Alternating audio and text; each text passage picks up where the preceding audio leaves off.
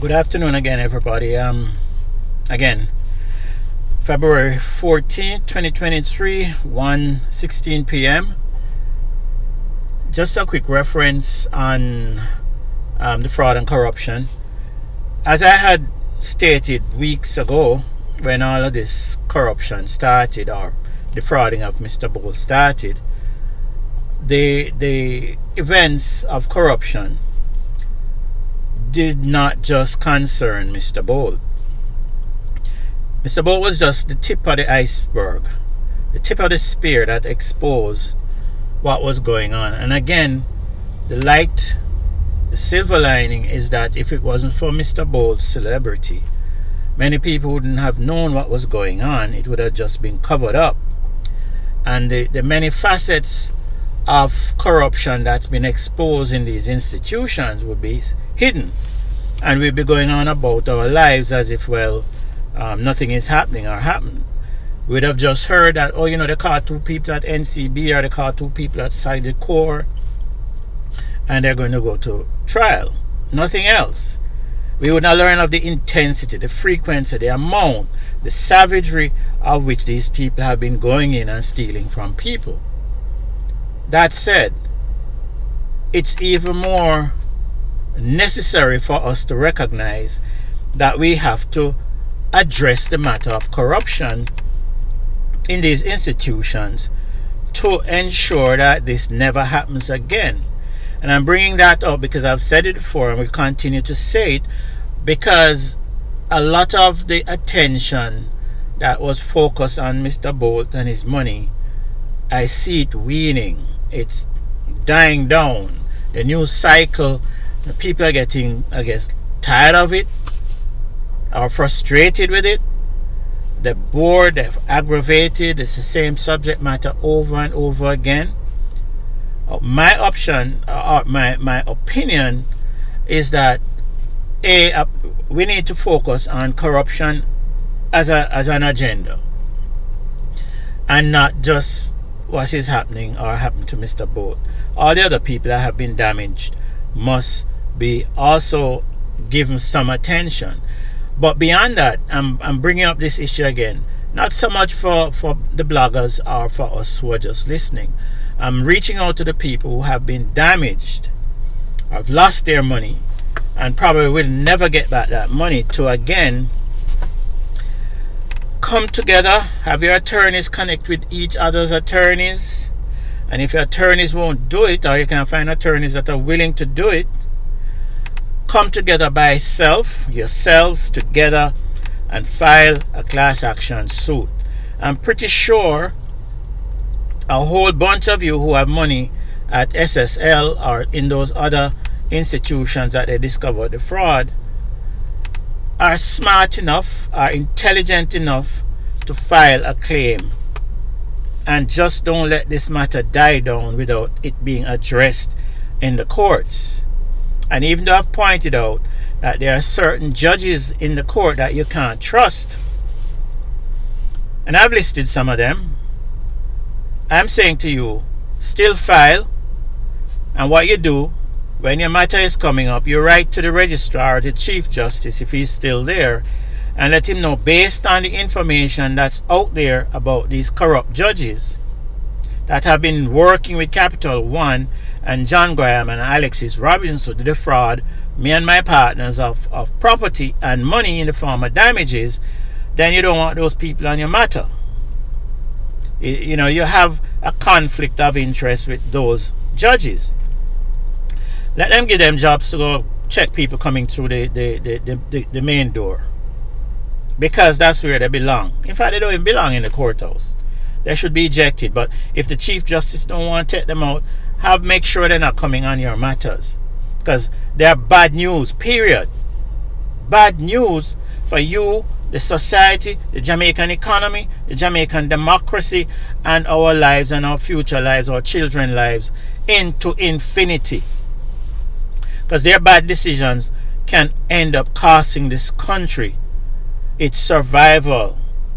It can completely cost this country a peaceful existence, because people aren't going to sit around and accept the the idea that people are just there arbitrarily and capriciously taking people's lives for granted.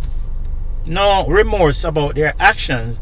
They abuse you, they help other people steal your property, and then stay there and smile and expect you to take it. So I'm saying to you, don't be naive. Don't go to an attorney that's going to tell you they're not going to sue the other attorneys.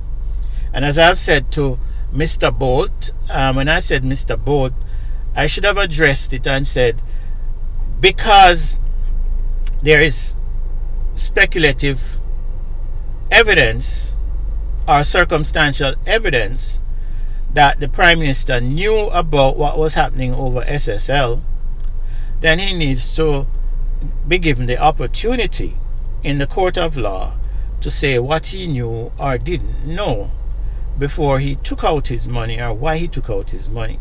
Because nobody with an investment in a sound institution is just going to pull out their money. And as far as I know, we need those answers. We need those answers. But that said, this is not going to be a long discourse about the court system. File a claim, and file and include everybody in the courthouse. I say from the janitor all the way to the CEO as SSL, and in fact all the people who lost money at NCB and any other institution, sue them too. Don't just sit there and wait on the police, because you're not going to get back your money, alright, if you don't sue them. So sue them and hold them liable for your money, and you want back your money. It's no good they get.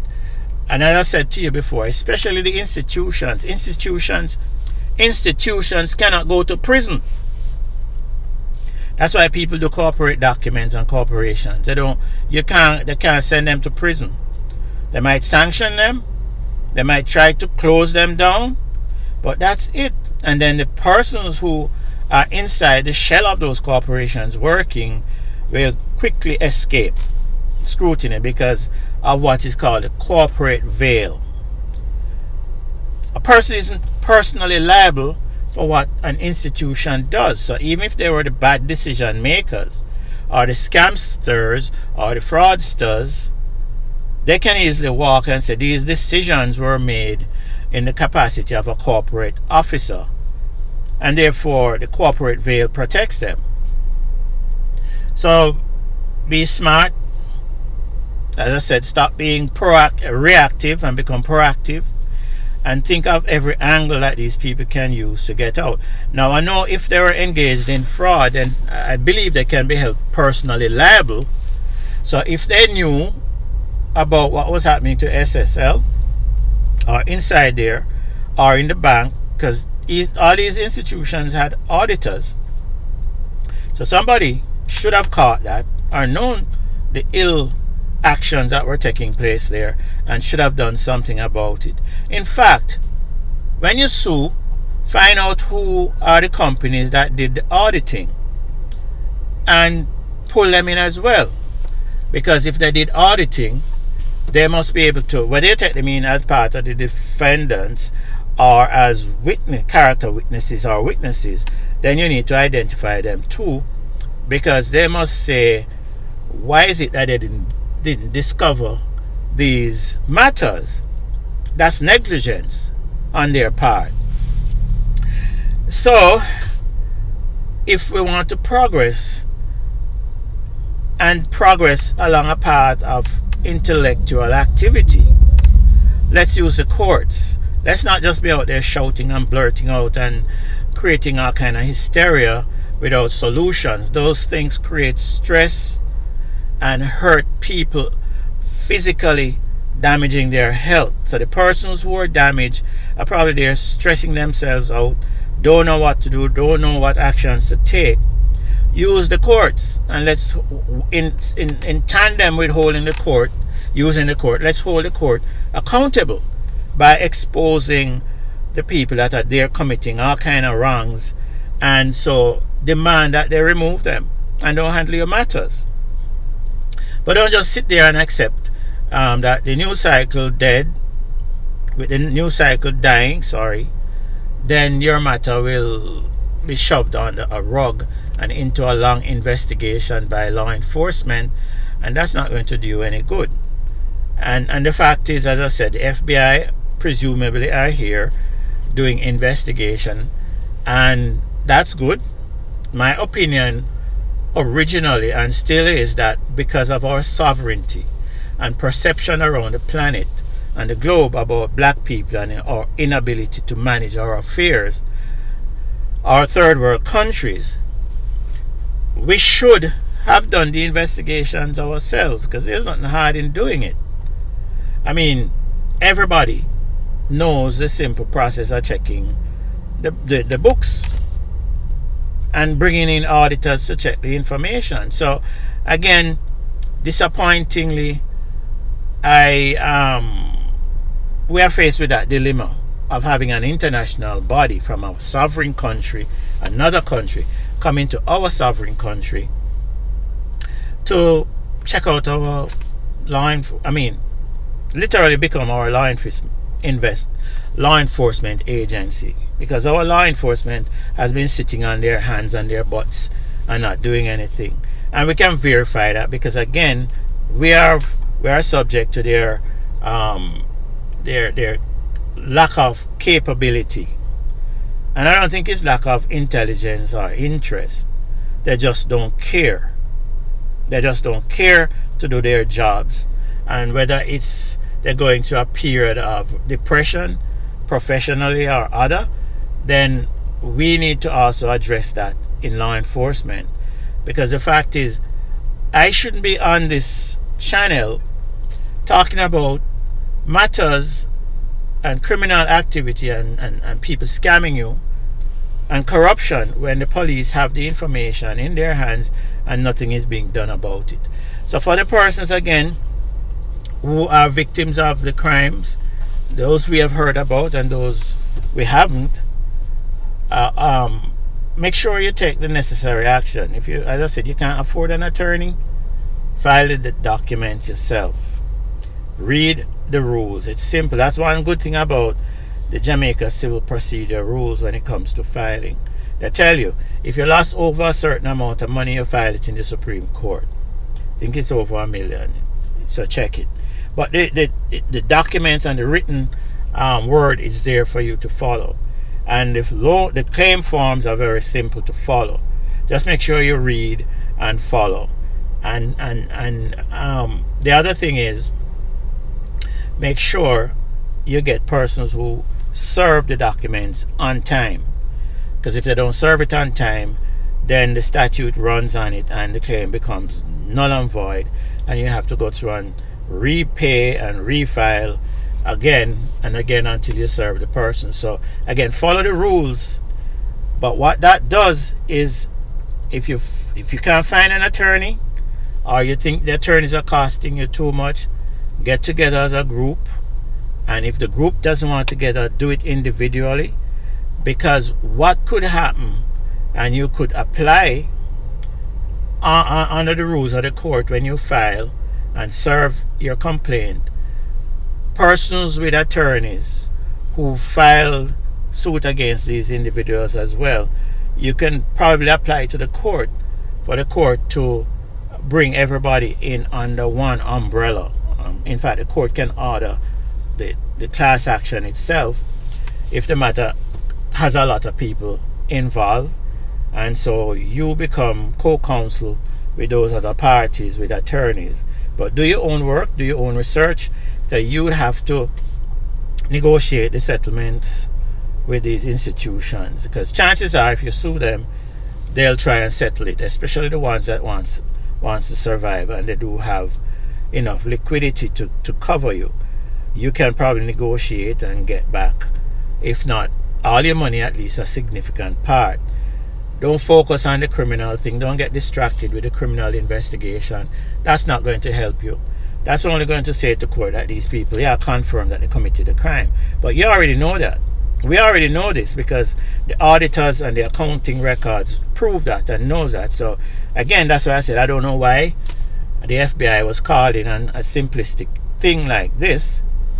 And but that said, they're here, and it does expose to the world and to the rest of Jamaica that our crying outcry for the last 10, 15 years that we've been literally neglected by law enforcement on matters that are dangerous to individuals and criminal to the nation's progress, and our own law enforcement failed to act on it because, again, it's corruption, negligence.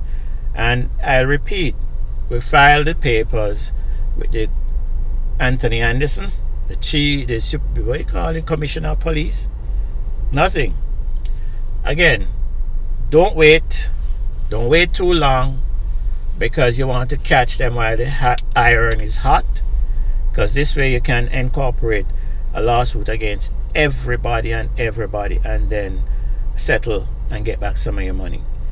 The Prime Minister, again, is said to have $40 million in assets. I'm pretty sure this young lady who stole this stuff admitted she has assets as well. And again, file an application in the court for those defendants that you do file against to produce accounting and financial statements as to where they got the money to pay attorneys to defend them, and ask the court to put those funds in an escrow account until such explanation is heard by the court and the funds are legit. Because if it's not legitimate, then both the individuals using the money to pay retainers for attorney and the attorneys who collect that money as retainer would be in fact committing fraud under the Law Reform Fraudulent Transaction Act, illegal conversion of funds based on the ruling of the Privy Council recently, and therefore you could literally stop the fraudsters from playing games in court using attorneys. And be alert, if you've been watching my videos, you see where I mentioned the deceptive tactics used by these judges or attorneys in association with the acceptance of these judges, illegal tactics to establish technical errors and issues so that they can use the technicalities to dismiss people's matters. But the Law Reform Fraudulent Transaction Act essentially addresses fraud by virtue of deception. So any of those activities that you see that's put in place that's deceptive, whether it's endorsed by a judge or an attorney or a witness or the claimant or the defendant, those things are illegal acts. So don't let them go and play these games and use technicalities. The other thing is, insist that they try your case on the facts at hand and not on established quote-unquote authority. Because again, judges use authority supplied by attorneys as an excuse to make bad decisions, and then say, well, authority supported it, and therefore you're forced to now challenge rulings of a judge that either is past, present, or ruled on another matter, which I think, in my opinion, is an illegality, because the reality is each case has its own merits. No case is exactly the same. The conditions surrounding those cases are different. The lawyers that litigated those matters and make representations on behalf of those parties are different. And we don't know their intellectual capabilities or their competence, or whether their rule really went out and did a good job. So all of those things influence the ruling of the court. And so I would make motion to the court to start saying, we disagree with any reliance on authority, and that the case must be tried based on the merits of the case in front of the court, based on the arguments put forward by each of the individuals and the laws. So you're relying on the law, the facts, the truth, the witness statements, and a decision should be made on that. We should strike out any use of authority in the courts on matters, because again, I've seen where they're using the authorities of past rulings to dismiss people's cases when they don't even apply to it in a lot of the cases. It's a whole lot of unnecessary reading unless people individually want to read those authorities for strategy and opinions which they then use in their own current matters. But judges should use their intellect and brains to assess and determine things and outcomes on the facts, the law, the rules, and submissions that's currently in front of them, and forget about authority. Thank you.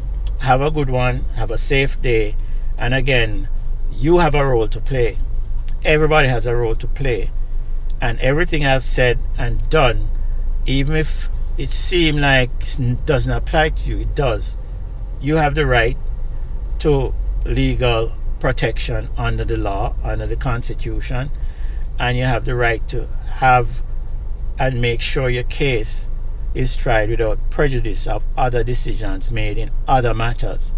Again, in my opinion, judges and the courts have been using those things to make bad decisions, or an excuse to say, well, I didn't rely on my own decision, I relied on authority that went before. And it would be a good thing, because then the fact that we can simply say the court aren't really determining matters based on other rulings in the law tribunal. Because when the rule is that a law tribunal judge can't relitigate matters tried in the law tribunal. But when they do use authority to make decision, isn't that relitigating those matters? Because the other party will now have to be arguing the old decisions if they are used as authority against their matter. Just something to think about. I'm throwing it out there, because again, if the rule is a court cannot reassess its own rulings, and a ruling came out of the Supreme Court and then it's used as an authority to determine matters in the Supreme Court, isn't that relitigating that very issue when both parties have to now argue using it? Again, word for thought. Let's expand our minds. Let's become intellectuals. Let's develop philosophy. That's something that's a lost art in most cases. And let's reason out things that makes us better people. Thanks. Have a great day. And looking forward to hearing from you. Please subscribe. And again, this is not for me alone. This is for you and us. We are one. We're a people. We're a country. We're a nation. And if we want to help each other, then we must work together for the empowerment of each other, not only politically, economically, and other, but to make sure that we are safe and secure, and we don't have to worry about these things keep repeating themselves that put us into jeopardy. Thank you. Have a good one, and looking forward to hear from you. So subscribe, like, subscribe, pass it on, and share. Build that community, build our community. Oh, and by the way, I do have solutions to this whole banking issue. In fact, one of the projects that we have on the table, and that's being held up, was designed to ensure that these banks stop robbing people. We actually put it in place, and it's sitting idle because of the corruption in the court, and the court failing its mandate to deliver justice. Courts failing its mission. Thank you. Have a good one.